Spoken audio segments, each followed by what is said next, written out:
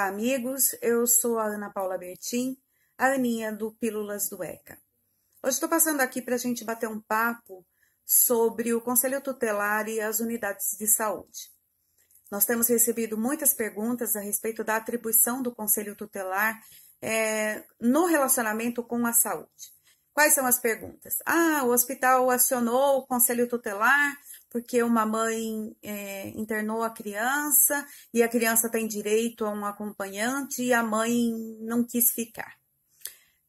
Primeiro a gente precisa esclarecer que o Conselho Tutelar é um órgão que zela pelo direito e não tutela a criança.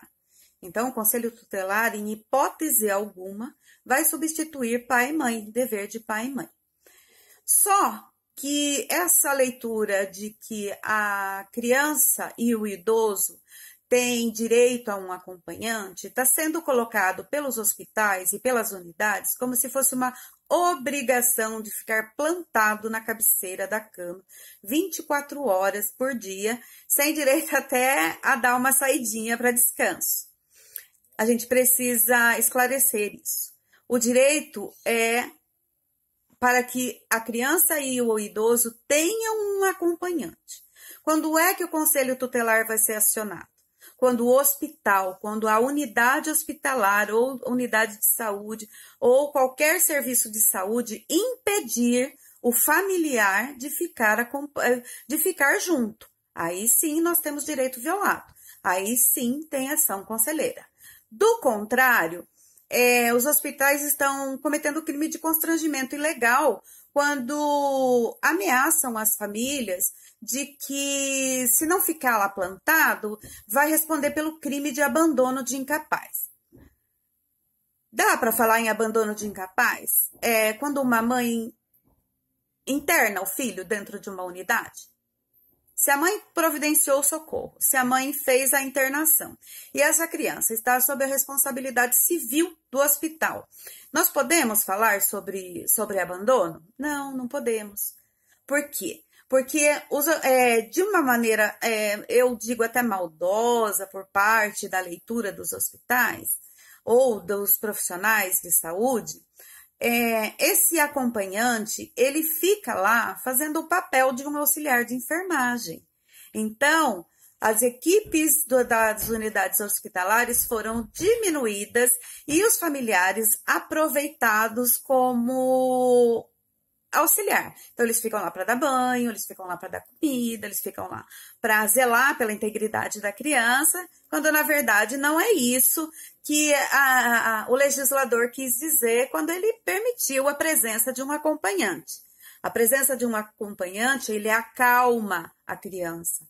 Ele torna o ambiente mais com característica com uma carinha ali, ó, de alguém que ele conhece dentro do ambiente. Então, não é dever, tá?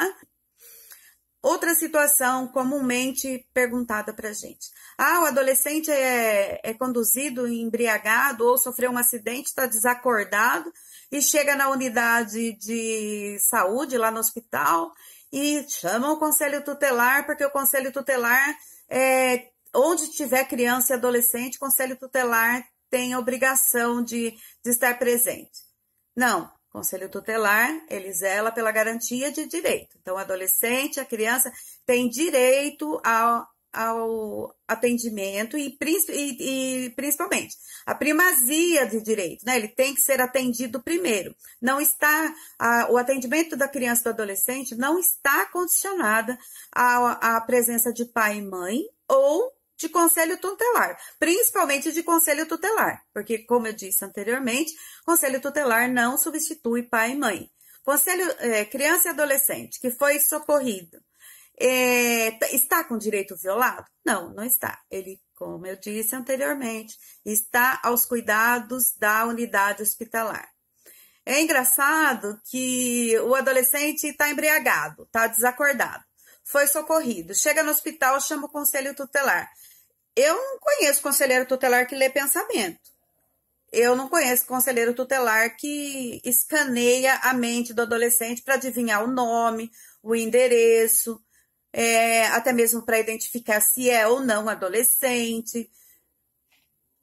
E para fazer esse tipo de papel, quem é que vai fazer esse papel? O servidor que estiver lá dentro do hospital. Vai esperar o adolescente acordar, vai prestar o socorro, vai esperar acordar e, em seguida, vai colher os dados e acionar a família, porque é a família quem tem que se apresentar para assinar uma internação, ou seja lá o que for.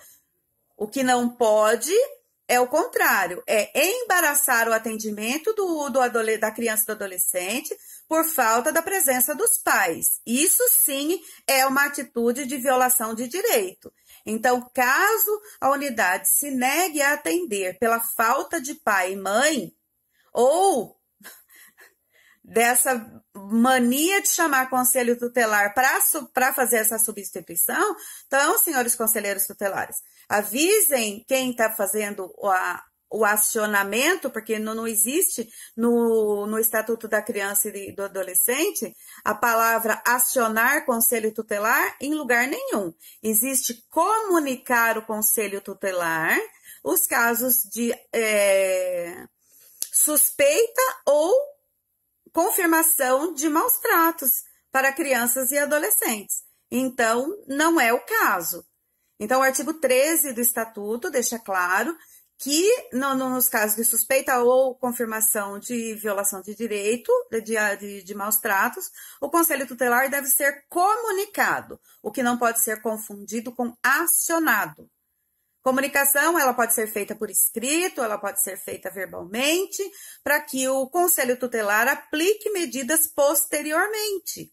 O Conselho Tutelar não vai lá no hospital fazer averiguação de maus tratos, porque se existe lesão corporal contra aquela criança, porque o artigo 13 diz que o Conselho Tutelar deve ser comunicado sem prejuízo de outras providências. Então, se existe um crime contra aquela criança, segurança pública é a polícia. Então, é a polícia que deve ser acionada, não o Conselho Tutelar. Polícia vai, Conselho Tutelar é comunicado para aplicação de medidas e ela não é feita na hora, não precisa ser feita na hora. Corre aqui que tem uma criança com sinais de maus tratos. Inclusive, no artigo 245 do Estatuto, diz que a não comunicação ao Conselho Tutelar configura crime e tem sanção, tem multa para quem não aciona. Então, quais são as possibilidades em que o Conselho Tutelar deve ser comunicado? Suspeita ou confirmação de maus tratos, quando a vacina está atrasada. Outra situação que é comum também é gestante não está comparecendo às consultas de pré-natal. E aí a unidade básica de saúde, ao invés de observar o Estatuto da Criança e do Adolescente e a Lei 13.257, que é a Lei da Primeira Infância, que diz que a atenção básica de saúde, quem deve fazer a busca ativa e a sensibilização da gestante para que ela compareça às consultas pré-natais, ao invés de fazer isso, comunica o Conselho Tutelar. E aí a gente faz uma brincadeira. Digamos que o Conselho Tutelar seja comunicado da falta na falta dessas consultas. O que o Conselho Tutelar vai fazer? Vai notificar a gestante? Vai dar uma advertência para a gestante? Vai mandar para o Ministério Público a notícia de fato de uma violação de direito? E, em último caso, vai representar? Ou vai aplicar medida de acolhimento? Acolhimento de quem? Do nascituro? Vai tirar a criança da barriga da mãe e vai acolher? Então, a gente precisa saber qual é o papel de cada ator do sistema de garantia de direito para não cometer o equívoco de chamar o Conselho Tutelar para tudo. Porque o Conselho Tutelar não é uma massa que a gente usa para tapar tudo quanto é buraco. O Conselho Tutelar, ele tem as suas atribuições lá taxativas no rol, que está no artigo 136. Todas as medidas que o Conselho Tutelar pode aplicar estão distribuídas no ECA, seja no artigo 18, no artigo 18b, no 101, no 129 e espalhado pelo Estatuto. São 20 atribuições, mas nela não está em nenhum lugar a substituição de pai e mãe, e muito menos a substituição de servidor da saúde. E fica lá em cabeceira de cama. Caso haja necessidade de nomeação de um tutor para ficar acompanhando a criança dentro do hospital, e o hospital não pode criar protocolo à revelia da lei, ou seja, ele não pode nomear um tutor, porque assim, a criança tem direito ao acompanhamento de um responsável. Então, digam para mim por que é que tem hospital que aceita acompanhante profissional pago.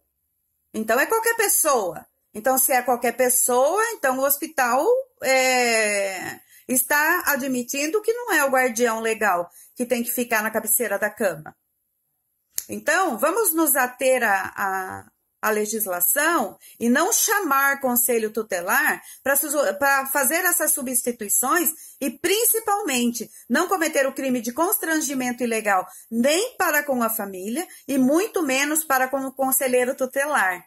Caso o hospital entenda que há necessidade de um acompanhante para aquela criança, eles vão orientem o hospital que o artigo 148, que está lá a competência do juiz da infância, que é o responsável em nomear um tutor ou um curador para a criança, para que faça o papel de pai e mãe naquele momento. Então, não é conselho tutelar. Então, fica aqui mais uma dica da Aninha. Um grande abraço e até a próxima, pessoal.